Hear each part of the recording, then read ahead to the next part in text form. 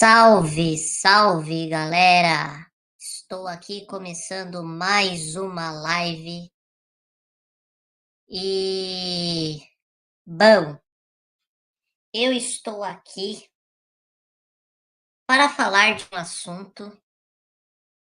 Estou com uma convidada aqui, a Marcela. Enquanto a Marcela não entra, eu vou dando a introdução aqui do que a gente vai falar hoje na live. Mas antes, deixa eu conferir, pessoal, se o áudio tá bom aqui. Calma aí.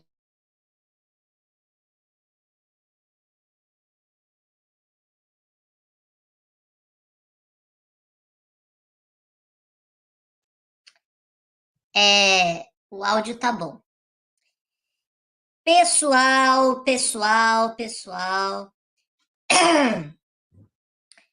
Hoje iremos falar aí de uma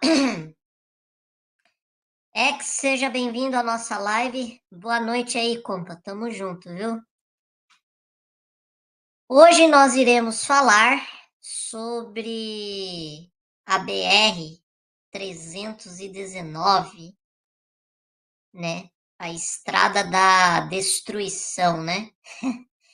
Cara, só sei que a coisa tá bem complicada, tá bom? Eu até abri aqui de novo a thumb para ter certeza se é esse o número mesmo, se era 319 mesmo, e é de fato. Eu queria ler para vocês, enquanto a Marcela não entra aí, eu queria ler para vocês um artigo que a Marcela acabou me mandando aqui. E se eu não estiver enganado, ela também acabou lendo, né, e falando sobre esse artigo no canal dela. Eu vou compartilhar a tela aqui com vocês e aí a gente já vai começar a ler.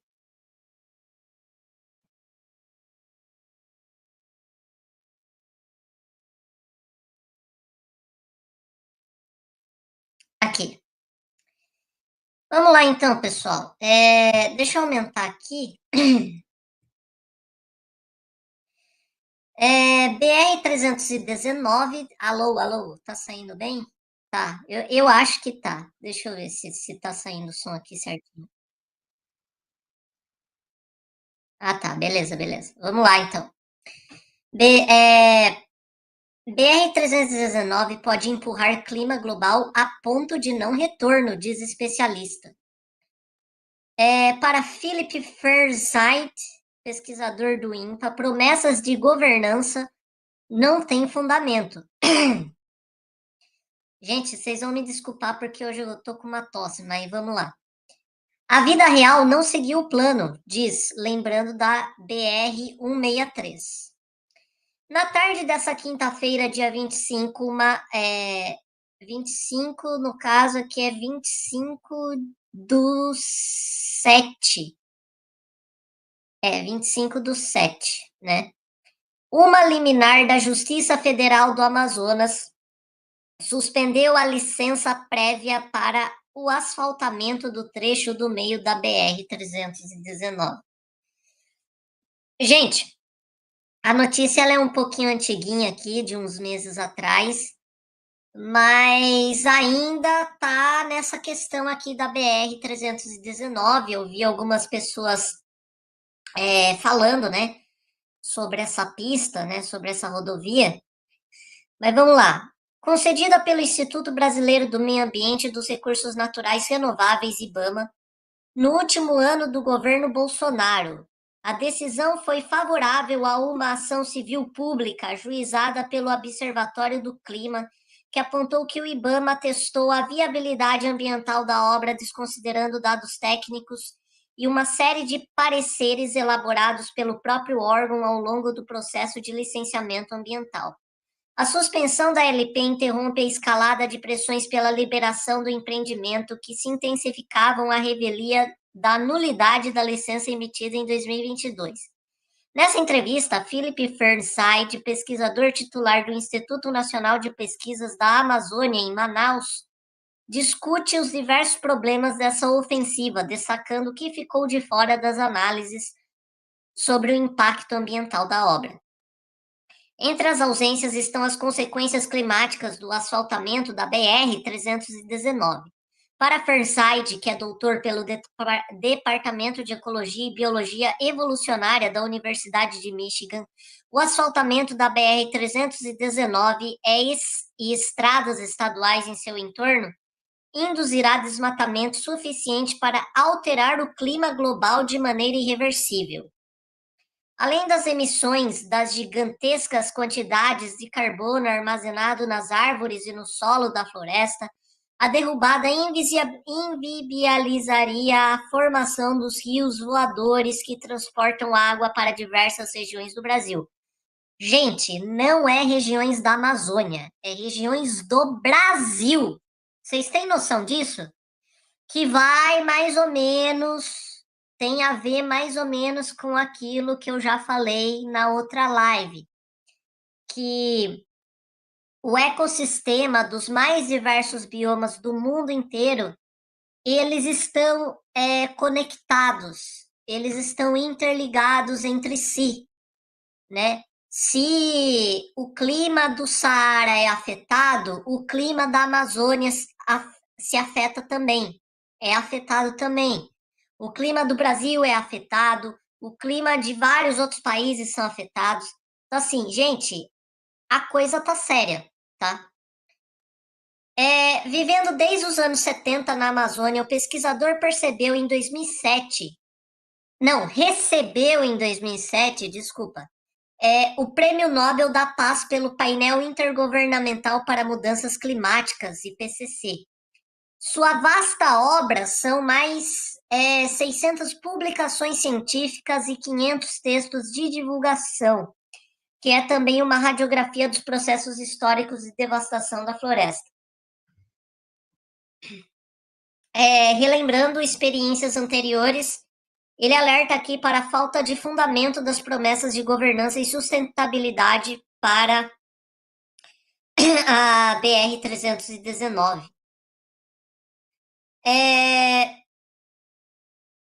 Quais seriam os impactos climáticos do asfaltamento do trecho do meio da BR-319 no atual contexto? É muito importante entender que a BR-319 não é algo separado das outras estradas que estão planejadas e se conectariam a ela, como as rodovias estaduais AM-366, que sairia da BR-319, cruzaria o Rio Puros em Tapuá,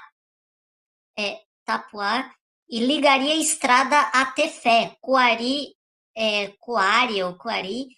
e Juruá. E a M343.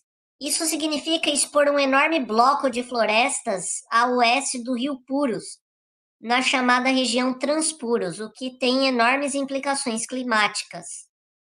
Aquela região é fundamental para a reciclagem de água. Aproximadamente metade da água que cai como chuva ali é devolvida ao ar como vapor d'água.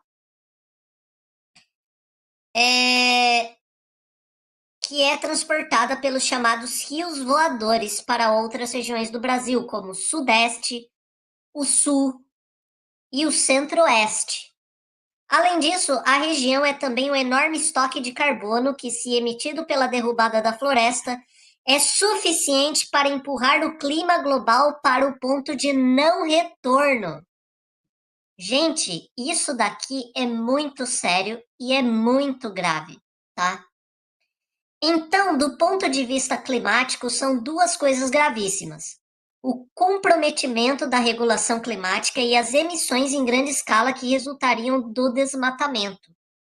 A articulação com as estradas estaduais precisam ser entendida como parte do impacto da BR-319, e isso está completamente fora das discussões feitas no processo de licenciamento.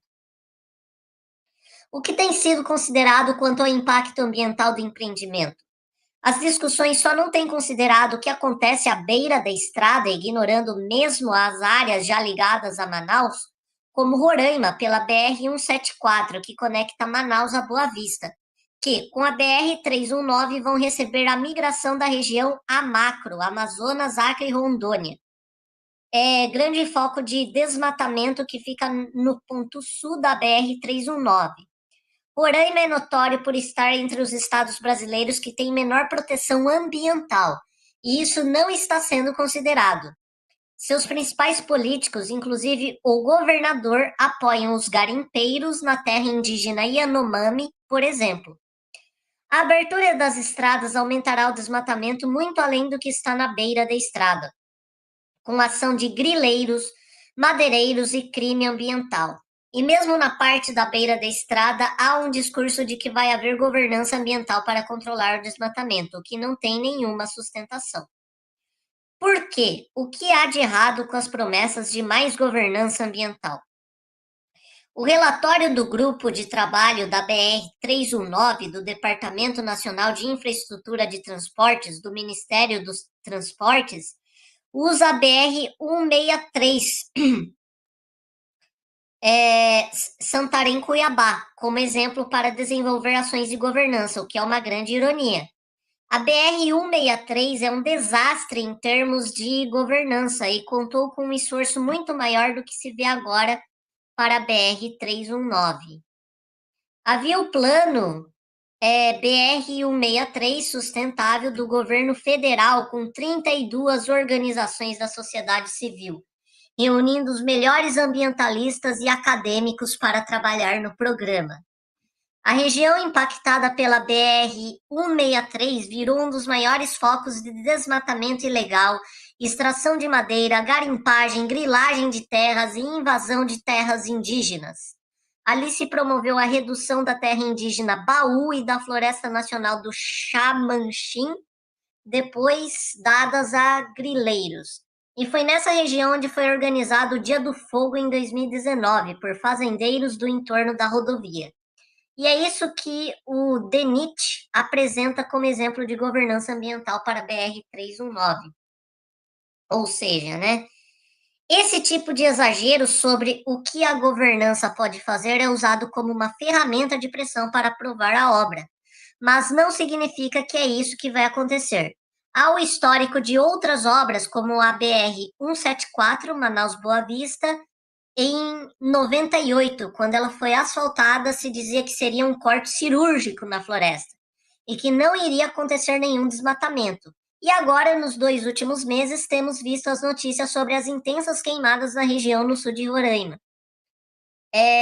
Tudo isso significa que a história real não segue o plano e que anunciar governança não resolve. É preciso que se tome as decisões reconhecendo isso. O que se quer é abrir uma área pela qual entrarão grileiros, garimpeiros que não seguirão esse anúncio e contam com o apoio de políticos locais. Além desse relatório, o DENIT apresentou o Plano Básico Ambiental da BR-319. Ele segue a mesma linha? Assim como o relatório do DENIT, o PBA se resume a pensar o impacto ambiental apenas como aquilo que acontece à beira da estrada. O ponto central deveria ser considerar que o maior impacto da obra é fora dessa área. É preciso discutir a migração dos processos indutores de desmatamento para uma enorme área. Basicamente, a metade que sobra da floresta amazônica estaria sendo aberta. Caso pergunte-se, por exemplo, qual o plano para controlar o desmatamento em Roraima, não haverá. Isso está diretamente vinculado ao asfaltamento da BR-319. E ainda há toda a abertura da área oeste, com governança ambiental que fica a cargo do governo estadual. Os órgãos ambientais estaduais são muito mais fracos do que o IBAMA e ficam muito mais submetidos a pressões dos políticos locais. Foi isso que aconteceu aqui no Amazonas em 2017, que foi um marco. Foram as primeiras invasões de balsas de garimpeiros no Rio Madeira, e os escritórios do IBAMA e ICMBio em Humaitá foram queimados. Depois disso, o governador simplesmente pressionou os órgãos estaduais pelo licenciamento do garimpo e aprovou. Ou seja, os garimpeiros foram premiados pelo crime. Como a grilagem é favorecida por essa articulação entre estradas com a BR-319?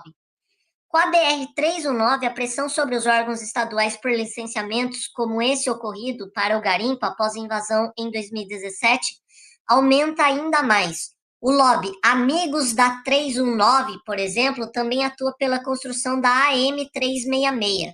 O trajeto da primeira parte da AM366 e todo o trajeto da AM343 já estão reivindicados no Cadastro Ambiental Rural por grandes grileiros. Os ribeirinhos não têm sequer acesso à internet para fazer a reivindicação do CAR. Há um estudo de pesquisadores da Universidade Federal de Rondônia mostrando que os empresários do agronegócio, após a expansão na região Amacro, miram agora justamente essa região, começando pelo Vale do Rio Puros e depois expandindo para outros vales a oeste. As áreas griladas podem ser vendidas justamente a esses atores do agronegócio. A coisa pode seguir rapidamente, toda aquela área são terras devolutas, áreas públicas ainda não destinadas pelo Estado, que são mais suscetíveis a grileiros. Então, aqui temos uma parte da entrevista, né, que, pelo que eu entendi, é com esse pesquisador, se eu não me engano, tá? Se eu não me engano, eu não li direito. Mas é isso, pessoal. Bom, a Marcela já está aqui com a gente. Fala aí, Marcela.